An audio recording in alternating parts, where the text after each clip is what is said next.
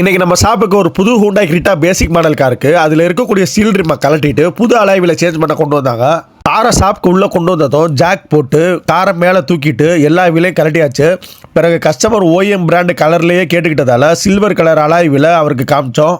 Customer எதிர்பார்த்த மாதிரியே நாங்கள் காட்டின அலாய்வில் அவருக்கு பிடிச்சி போக வேலையை உடனே ஸ்டார்ட் பண்ண ஆரம்பித்தோம். முதல்ல எல்லா வீல்லையும் உள்ள டயரையும் கலட்டி எடுத்து வச்சுட்டு ஸ்டீல் ரிம்மில் ஏற்கனவே சென்சார் மவுத்தோல் இருக்கிறதால அந்த சென்சாரை மட்டும் தனியாக கலட்டி எடுத்து வச்சுட்டு இப்போ மாட்டக்கூடிய அலாய்விலுக்கு சென்சார் ஃபிட் பண்ணுறதுக்கான மவுத் வால்வை மாட்டி அதில் இந்த சென்சாரை கரெக்டாக மாட்டி டைட் வச்சோம். சென்சாரை கழட்டி மாட்டும் போது ப்ராப்பரான டூல் வச்சு கலட்டுறது ரொம்ப நல்லது. இல்லைனா அந்த போல்ட் ஸ்லிப் ஆயிடுச்சுன்னா ரொம்பவே கஷ்டமாக போயிடும். இப்போ அலாய்வில் சென்சார் மவுத் வால்வை கச்சிதமாக பொருத்தியாச்சு. அடுத்து என்ன, டயரை மாட்டி விட்டா வேலை முடிஞ்சது. எல்லா அலாய்விலுக்கும் கலட்டின டயரை மாட்டி முடிச்சு நைட்ரஜனையும் ஃபில்லப் பண்ணிட்டு ஃபைனலி வீல் பேலன்சிங் பண்ண ஆரம்பித்தோம். புது அலாய்வில் தானே வீல் பேலன்சிங் பார்க்கணுமா அப்படின்னு யோசிக்காதீங்க. கட்டாயம் வீல் பேலன்சிங் பார்த்தே ஆகணும்.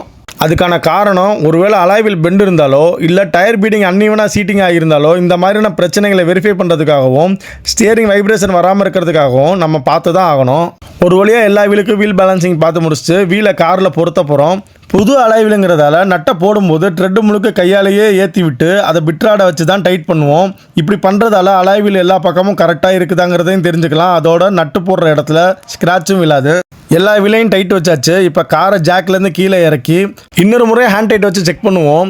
இது மூலமாக எங்களுக்கு வேலை முடிஞ்சதான முழு திருப்தி கிடைக்கும். இப்போ காரையும் ஓட்டி பார்த்து கஸ்டமருக்கு டெலிவரி பண்ணியாச்சு. அலாய்வில் பார்த்த கஸ்டமருக்கு ரொம்பவே மகிழ்ச்சி.